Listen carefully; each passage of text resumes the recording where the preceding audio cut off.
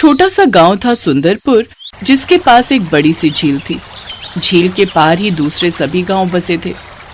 झील के किनारे पर गांव के कुछ नाविक अपनी अपनी नाव लेकर खड़े हो जाते थे और जिसको उस पार जाना होता था उस सवारी को बिठा लेते थे।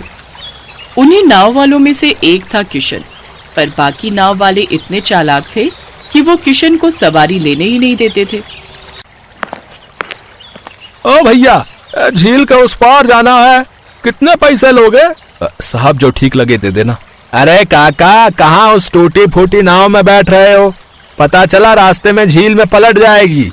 यहाँ आओ, मेरी नाव देखो कितनी नई है, चमचमाती हुई, इसमें बैठो। पर हाँ, पैसे थोड़े ज्यादा हैं। अरे कोई बात नहीं, पैसे ज्यादा होने से कम जान पर तो बात नहीं आएगी है? छोड़ो, मैं तुम्हारी टूटी हुई नाव पर क्यों बैठूं भैया? है, मैं वहां नई नाव पर बैठूंगा। हाँ। किशन बेचारा उदास हो गया। उसके साथ अक्सर ऐसा ही होता था। अब तो वह इतना परेशान रहने लगा कि उसके घर में एक समय भी बहुत मुश्किल से खाना बनता। क्या आज भी कोई सवारी नहीं मिली? बच्चों ने पिछले 2 दिन से कुछ भी ठीक से नहीं खाया है। नहीं शारदा, मेरी टूटी फूटी नाव की वजह से कोई भी सवारी मेरी नाव में बैठने को ही तैयार नहीं होती। इसी वजह से सारा काम खराब हो रहा है। देखता हूं, शायद कल कोई सवारी मिल जाए तो थोड़े पैसे आ जाएंगे। सबसे पहले नाव की मरम्मत ही करवाऊंगा ताकि थोड़ा काम बढ़ सके। पर अगली सुबह जब किशन काम के लिए उठा तो उसने देखा कि बाहर बहुत जोरों की बारिश हो रही है। पर किशन को काम के लिए जाना जरूरी था, इसलिए वो तैयार हो गया। पत्नी शारदा ने उसे इतनी बारिश में जाने के लिए मना किया, पर किशन की मजबूरी थी इस बारिश में काम करना, इसलिए वो झील किनारे पहुंच गया। वहां आसपास कुछ नाव वाले पेड़ के नीचे खड़े थे और बारिश रुकने का इंतजार कर रहे थे। तभी एक आदमी अपनी गर्भवती पत्नी के साथ वहां आया। भैया जी, मेरी पत्नी की तबीयत बहुत खराब है और यहाँ गांव में कोई अस्पताल नहीं है। मुझे झील पार वाले गांव जाना होगा, जहाँ बड़ा अस्पताल है। जरा झील पार करवा दो। अरे ना भैया ना, इतनी तेज बारिश में हम तो झील में नाव नहीं उतारेंगे। बेकार में नाव पलट गई तो हम भी जान से हाथ धो बैठेंगे। एक एक करके सभी नाव वालों ने उस मजबूर आदमी को मना कर दिया, पर किशन ने झील पार करवाने के लिए हाँ कर दी। भैया जी चिंता मत करो, मैं आपको झील पार ले चलता हूँ। आओ मेरी नाव में बैठ जाओ। हाँ, जाओ, इसकी टूटी फूटी नाव में जाओ। देखना कोई नहीं बचेगा इसकी नाव में तो। इतनी टूटी फूटी और पुरानी है कि इस तेज बारिश और तूफान के बीच रास्ते में ही डूब जाएगी। है सुनिए, दर्द बर्दाश्त नहीं हो रहा, जल्दी कीजिए। सुनो भैया, ध्यान से नाव चलाना, मेरी पत्नी की हालत बिगड़ रही है। चिंता मत करो भैया जी, मैं आपको सुरक्षित पहुंचा दूंगा। वो पति पत्नी किशन की नाव में बैठ जाते हैं। बारिश थोड़ी हल्की हो गई थी। कुछ देर बाद किशन ने बहुत सावधानी के साथ नाव चलाते हुए उन पति पत्नी को झील पार दूसरे गांव में छोड़ दिया। उस आदमी ने किशन को झील पार करवाने के पैसे दिए, पर वापसी में बारिश फिर तेज हो गई। इतनी तेज कि किशन की नाव संभाले नहीं संभल रही थी। किशन घबरा रहा था, उसकी नाव हिलडुल रही थी। किशन आधे रास्ते पहुंचा ही था कि अचानक उसकी नाव झील में पलट गई। किशन झील की गहराई में डूबता ही जा रहा था। कुछ समय बाद किशन को होश आया तो वो हैरान रह गया। वो एक सोने के महल में था, जहां पर हर चीज सोने से सजी हुई थी। मैं कहाँ हूँ और आप सब कौन हैं? मैं तो झील में डूब गया था। हाँ, तुम झील की गहराई में डूब रहे थे। हमारे सैनिकों ने तुम्हें देख लिया और यहाँ महल में ले आए। घबराओ नहीं, हम दोनों इस झील महल के राजा और रानी हैं। ये जादुई झील महल हमारा है। तुम हमारे जादुई झील महल में हो। यह जादुई महल अदृश्य है। यह केवल उन्हीं को नजर आता है जो दिल के साफ होते हैं और दयालु होते हैं। हमारी जादुई शक्तियों से हमने पता लगा लिया था कि तुम बहुत ही दयालु और नेक चरित्र के व्यक्ति हो। तुमने तब उन पति पत्नी की मदद की जब किसी ने भी उनका साथ नहीं दिया। तुम्हारे इसी अच्छे स्वभाव की वजह से हमने तुम्हारी जान बचाई है, और हम ये भी जानते हैं कि तुम बहुत गरीब हो और तुम्हारी नाव टूटी हुई है। क्या करूं, मेरी टूटी हुई नाव की वजह से ही मेरी नाव पर कोई नहीं बैठता, और आज इसी वजह से मेरी नाव डूब गई। अब तो जो थोड़ी बहुत नाव ठीक थी वो पूरी तरह से नष्ट हो गई है। अब मैं क्या करूंगा, कहां से पैसे लाऊंगा? घर पर शारदा और बच्चे भी इंतजार कर रहे होंगे। उन्होंने भी सुबह से कुछ नहीं खाया होगा। किशन जोर जोर से रोने लगा। घबराओ नहीं, तुम यहाँ से खाली हाथ नहीं जाओगे। हम तुम्हें ढेर सारा सोना देंगे, जिससे तुम्हारी गरीबी दूर हो जाएगी और तुम सुख से अपना जीवन यापन कर सकोगे। हमारी ओर से ये तुम्हें तुम्हारी दयालुता का उपहार रहेगा। सैनिकों, ढेर सारा सोना पोटलियों में भर कर ले आओ। कुछ देर बाद झील महल के सैनिक बड़ी बड़ी पोटलियों में ढेर सारा सोना भर कर ले आते हैं। झील महल के राजा और रानी किशन को सोने से भरी वो पोटलियां उपहार में देते हैं। किशन की आंखों में खुशी के आंसू थे। किशन के सामने एक जादुई सोने की नाव प्रकट हो जाती है। वहां के राजा और रानी किशन को उस नाव में बैठने के लिए कहते हैं। किशन उस नाव में बैठता है और झील की ऊपरी सतह पर आ जाता है। किशन देखता है उसकी पत्नी, बच्चे और सभी गांव वाले वहां किनारे पर खड़े हैं। सभी गांव वाले कह रहे थे कि आपकी नाव झील में पलट गई है, पर भगवान की कृपा से आप सकुशल आ गए। बस यही समझ लो सुजाता कि आज भगवान के कुछ फरिश्तों ने ही मेरी जान बचाई है। मैं तुम्हें घर चलकर सब बताता हूँ। किशन अपनी पत्नी और बच्चों के साथ घर जाता है और उन्हें सारी बात बताता है। सब लोग बहुत खुश होते हैं। गांव वाले भी किशन को किस्मत वाला मानते हैं। किशन ने उस सोने को बेचकर अपनी जिंदगी के सारे दुख दूर कर लिए।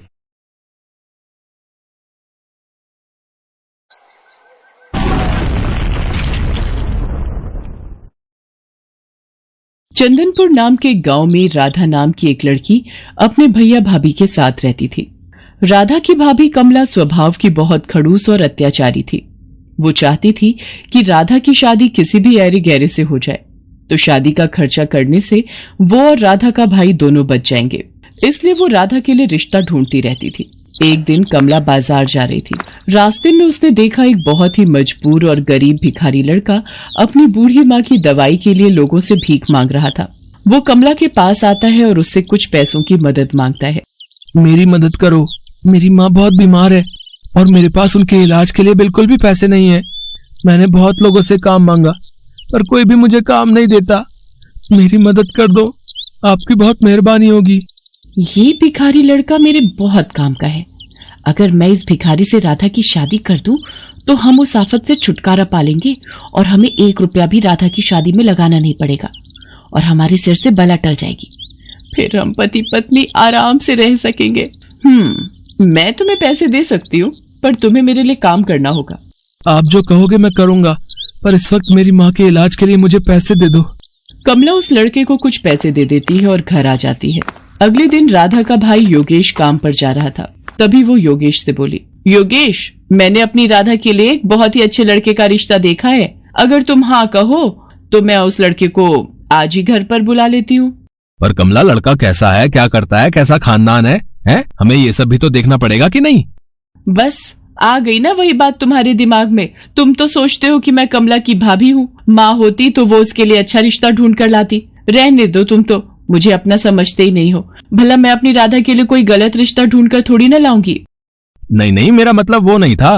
अच्छा ठीक है, शाम को तुम लड़के को घर पर बुला लो, मैं जल्दी घर आ जाऊंगा। है कमला जिस लड़के को घर पर बुलाती है वो कोई और नहीं बल्कि वही भिखारी लड़का था जिसकी मदद उसने बाजार में की थी।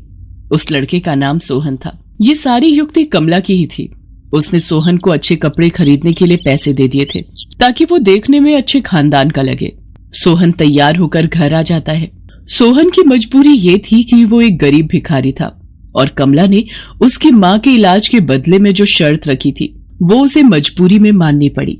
सोहन की दूसरे शहर में एक बहुत बड़ी पोस्ट पर नौकरी लगी है। सोहन, पगार कितनी दे रहे हैं? जी वो 50। हाँ, मुझे याद आ गया। तुम्हारी माताजी से मेरी बात हुई थी। 50,000 रुपए। बहुत बढ़िया। तो कब जाना है तुम्हें? अगले हफ्ते निकलना होगा और माँ की तबीयत ठीक नहीं रहती, इसलिए माँ को भी साथ ही ले जाऊंगा और अब से वहीं रहेंगे। मैं चाहता था कि शादी अगले 2 दिनों में ही हो जाए और मुझे दहेज में कुछ भी नहीं चाहिए। तुम्हारे उच्च विचार देखकर मैं बहुत खुश हूँ सोहन बेटा, पर इतनी जल्दी हम कुछ तो तैयारी करना ही चाहेंगे। राधा मेरी इकलौती बहन है। अरे आप भी कैसी बातें करते हो? हम भी बेटा दहेज लेने और देने के बिल्कुल खिलाफ हैं। शादी अगले 2 दिन बाद ही होगी। कमला ने सोहन को सब कुछ समझा बुझा दिया था। बेचारा सोहन, उसे झूठ बोलना पड़ रहा था। योगेश भी उनकी बातों में आ गया। और राधा की शादी सोहन के साथ हो जाती है। थोड़े बहुत कपड़े और सामान लेकर राधा अपने मायके से विदा हो जाती है। पर शादी के बाद सोहन राधा से कुछ भी नहीं छुपाता। वो उसे शुरू से लेकर आखिर तक की सारी सच्चाई बता देता है। और ये है सारी सच्चाई राधा। तुम अगर वापस अपने भैया के पास जाना चाहती हो तो मैं तुम्हें नहीं रोकूंगा। कमला भाभी ने मेरी शादी भले आपके साथ किसी भी तरह की हो, पर आप मेरे पति हैं और माँ जी मेरी माँ है। आप दोनों जहाँ रहेंगे मैं वहीं रह लूंगी। मैं वापस जाकर अपने भैया को और कष्ट नहीं देना चाहती। राधा सोहन और उसकी माँ के साथ दूसरे गांव के लिए चल पड़ती है। राधा के पास जो थोड़े बहुत पैसे थे वो खर्च हो गए। सोहन और राधा मिलकर गांव के पास ही एक झोपड़ी तैयार कर लेते हैं और राधा अपनी सास और सोहन के साथ उस झोपड़ी में रहने लगती है। सोहन के पास कोई काम नहीं था, इसलिए वो राधा के साथ मिलकर जंगल से लकड़ियां काट कर लाता था और उसी को बेचकर वे गुजारा करते थे। एक दिन सोहन और राधा जंगल में लकड़ियां काटने गए हुए थे। अचानक बहुत तेज मूसलाधार बारिश हो गई। वो दोनों कुछ देर जंगल में ही रुक गए। तभी उन्हें किसी के कराहने की आवाज आती है। वो दोनों देखते हैं एक गहरे गड्ढे में एक बूढ़ा व्यक्ति गिरा हुआ है और बहुत ही कमजोर हालत में है। राधा और सोहन किसी तरह से उस बूढ़े व्यक्ति को गड्ढे में से बाहर निकालते हैं और अपनी झोपड़ी में ले जाते हैं और उस बूढ़े व्यक्ति की बहुत सेवा करते हैं। अगले दिन बूढ़े व्यक्ति को होश आता है। तुम दोनों ने मेरी जान बचाकर मेरे ऊपर बहुत बड़ा एहसान किया है। मैं पेशे से एक जादूगर हूँ। जंगल के रास्ते घर जा रहा था। गड्ढा झाड़ियों से ढका हुआ था। शायद किसी ने जंगली जानवर को पकड़ने के लिए ही वो गड्ढा खोदा था। पता नहीं, शायद बारिश में नजर नहीं आया और मैं उस गड्ढे में गिर गया। तुम दोनों वहां नहीं आते तो मैं शायद बच भी नहीं पाता। बाबा, ये गरम गरम हल्दी वाला दूध पी लीजिए। अच्छा, तुम सब यहाँ रहते हो? सोहन उस बूढ़े जादूगर को अपनी सारी बात बताता है। अब तुम सबको परेशान होने की कोई जरूरत नहीं है। आज से ये झोपड़ी एक जादुई आलीशान झोपड़ी में बदल जाएगी और तुम जो कुछ भी मांगोगे वो पल भर में पूरा हो जाएगा। इतना कहकर वो बूढ़ा जादूगर वहां से चला गया और उनकी वो झोपड़ी आलीशान बन गई। अब राधा, सोहन और उसकी माँ आराम से उस आलीशान झोपड़ी में रहने लगे। उनके पास किसी भी चीज की कोई कमी नहीं थी। राधा, सचमुच तुम हमारे लिए लक्ष्मी रूप में आई हो। तुम्हारे आते ही हमारे सारे दुख दूर हो गए। माँ जी, मैं चाहती हूँ मैं कुछ दिनों के लिए भैया भाभी से मिलाऊं। हाँ हाँ, सोहन तुम्हें तुम्हारे मायके जरूर ले जाएगा। राधा बहुत सारे उपहार और मिठाइयाँ लेकर अपने भैया भाभी से मिलने जाती है। योगेश अपनी बहन राधा को देखकर बहुत खुश था, पर कमला की तबीयत बहुत दिनों से खराब थी। शायद उसने जो गलतियां की थी उनकी वो सजा भुगत रही थी। राधा, मैंने तुम्हारे भैया को सारी सच्चाई बता दी है। पता नहीं कैसी बीमारी लगी है कि ठीक होने में ही नहीं आ रही। मुझे माफ कर दो राधा।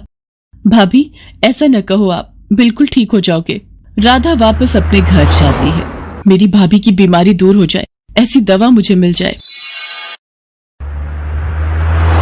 राधा वो दवाई अपनी भाभी को पिलाती है और उसकी भाभी बिल्कुल ठीक हो जाती है और राधा को गले लगा लेती है। उस दिन से राधा अपने परिवार के साथ खुशी खुशी जीवन बिताने लगती है।